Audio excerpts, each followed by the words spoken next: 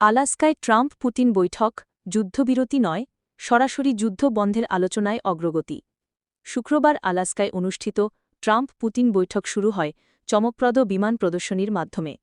বৈঠকে মার্কিন president Trump রাশিয়ার যুদ্ধবিরতি প্রস্তাবের পরিবর্তে সরাসরি যুদ্ধ বন্ধের পক্ষে মত দেন।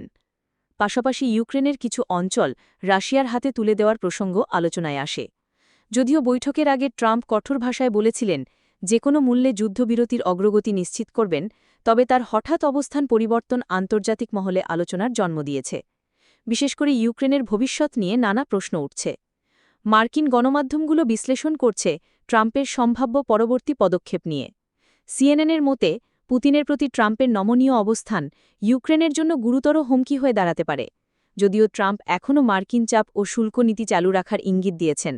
ফক্স নিউজকে দেওয়া সাক্ষাৎকারে তিনি জানান, কয়েক সপ্তাহ পর হয়তো আবারও শুল্ক নিয়ে ভাবতে পারেন। আরেকটি সম্ভাবনা হল ট্রাম্প রাশিয়ার সঙ্গে পূর্ণাঙ্গ শান্তি চুক্তির আলোচনায় সমর্থন জানাতে পারেন। তবে ইতিহাস বলছে দ্রুত সমাধান না আসার সম্ভাবনা কম।